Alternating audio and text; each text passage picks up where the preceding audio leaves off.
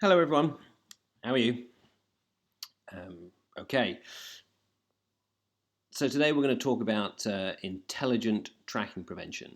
Um, and more importantly, we're going to look at how to debug intelligent tracking prevention so you can understand whether a domain that you work with is being affected by ITP or how it's being affected by ITP.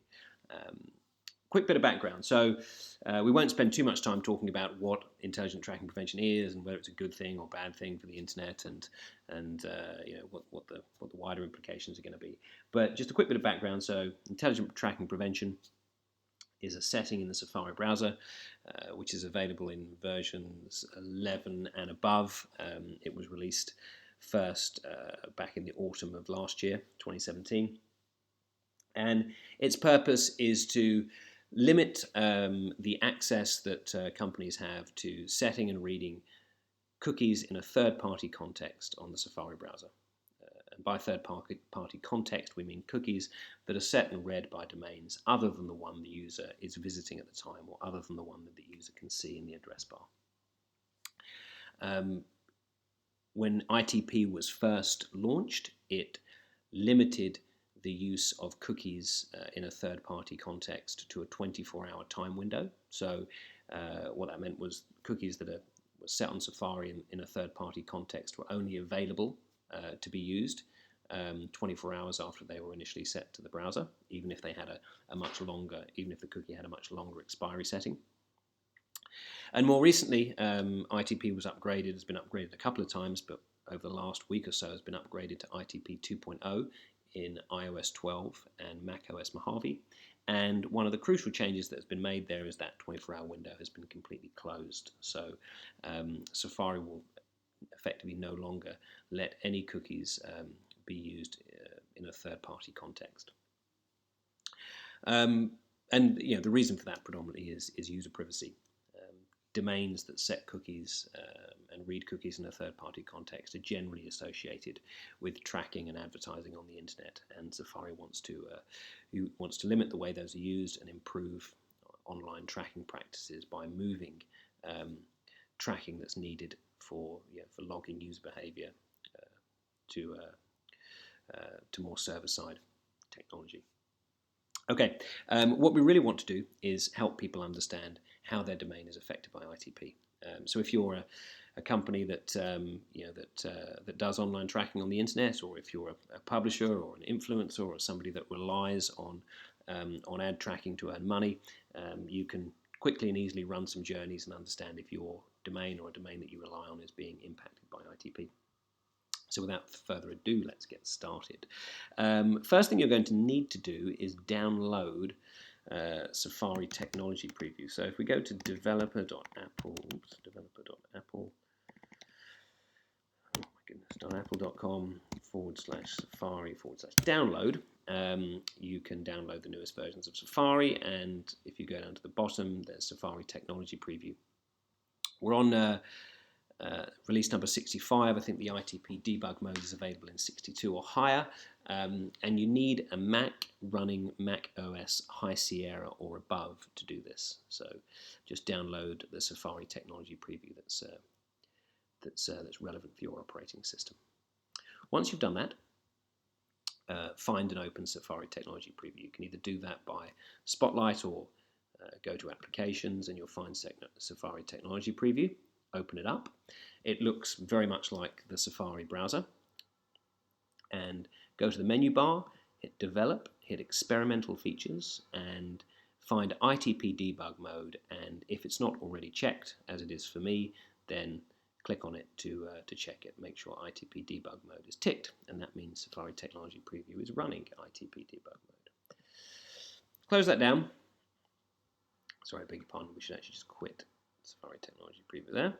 Then open up something called Terminal, which is the Mac OS command line, and we're going to give Terminal a command, which you can copy here. So log space stream space dash info space pipe space grep space resource load statistics debug.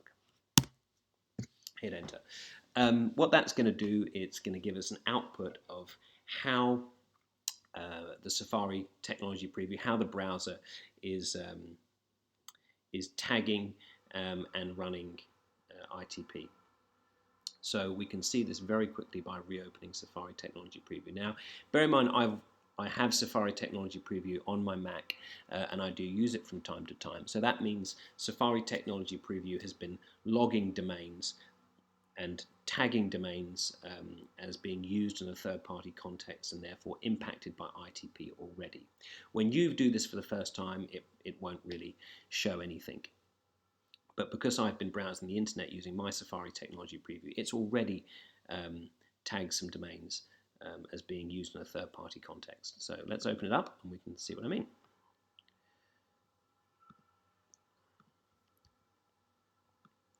So immediately, as I've opened my Safari Technology Preview, I've got an output from my command.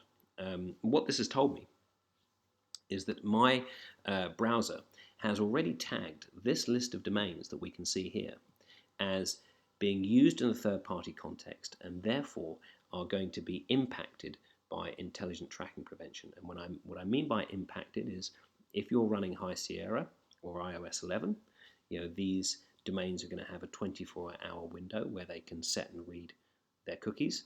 And if you're running iOS 12 or macOS Mojave, these domains that are being used in a third-party context aren't going to be allowed to set and read cookies at all. There are some caveats to that with regards some Facebook and Twitter cookies that are used for persistent logins. But yeah, so my browser, and I've done a fairly limited amount of browsing using the Safari Technology Preview. It's already picked up these domains, which are certainly most of them I can see are commonly associated with either advertising or third-party tag management. It's already tagged these domains as running third-party context and therefore need to be stamped by ITP. Let's see if we can tag some more. So go back to Safari Technology Preview, open it up, and let's start some browsing. So let's run some affiliate marketing journeys. So we're going to go to try and learn to type a bit better. Vouchercodes.co.uk. We'll run that. Let's go through an offer. Let's take this middle one here from Buy a Gift. Let's click on that and let's get code. And we can see the affiliate journey is running in the background there. We can see that's run an affiliate journey, and what we should start to see is any domains that my browser hasn't already picked up as running third-party context being logged by my in my terminal output. So we're going to go back here and look at terminal, and as expected, we've found some additional domains from the journey that I just went through that are being tagged by intelligent tracking prevention. Because I went through an affiliate journey, these are the affiliate domains that are being tagged as running third-party context. So D11, A11 are XenApps, and XenApps which are associated with the A1 network, and then vouchercodes.co.uk, which was actually the site that I visited, but strange enough has also been tagged as using some third-party context. I'm not sure how that's happened. So all these domains have been picked up by ITP, and that means their use in a third-party context is going to be limited. We've also picked up some additional domains down here, like Bing, Yahoo, AdNexus, and BlueKai. I think those have been picked up from the Buy a Gift site itself, because they're being used in a third-party context, potentially calling third-party advertising or some sort of bid management technology. So they've also been picked up. So that's an interesting, just a very simple affiliate marketing journey, and we've been able to identify tracking domains from the affiliate network, that are being affected by ITP, potentially the domain of the actual publisher that might be being affected by ITP, and then some other third-party technologies like bid management and display advertising, which are also being affected by ITP. Let's do some more. We'll see if we can pick up some more. We can try another publisher. We can go to vouchercloud.com. Let's try something else. I don't know any of these. We'll try and find some. We can try TUI, I guess, maybe. We'll try that one.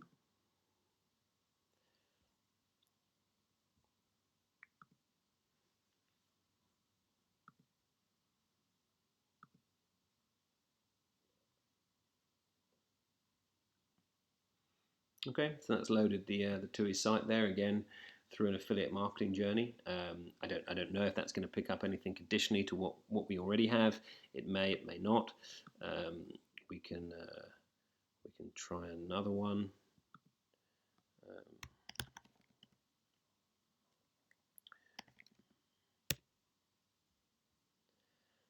We could try another one. We could try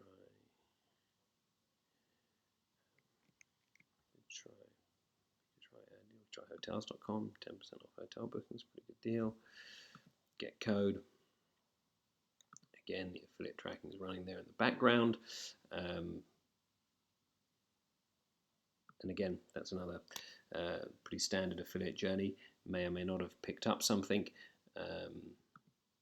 Once a domain has been marked by ITP, it won't continue to mark it. So we'll try another site heavily associated with lots and lots of wonderful advertising. So we'll go to the dailymail.co.uk. We'll load that and see if we get any further ITP affected domains.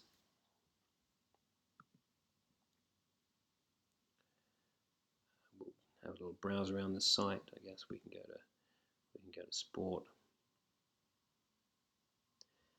Ryder Cup starting this week for those of you that are into that, like I am. We can keep browsing around and see if we pick up anything else.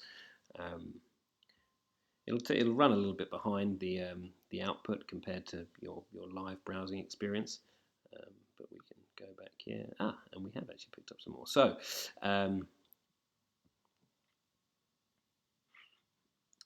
So as you can see, as we've done some more journeys, we've picked up some more domains that are associated with ITP.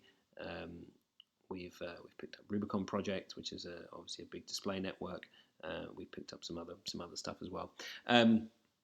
Hopefully that gives you the idea. I won't keep doing that. So the output always runs slightly behind your actual live browsing experience. So if you're testing a journey that's important to you, in terms of trying to understand whether the domains that you rely on are affected, run the journey, give it a few minutes to see what it logs, and then come back to it.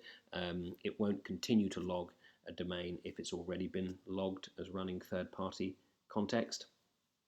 And you might need to try it a couple of times, just to make sure that it's not picking up your domain.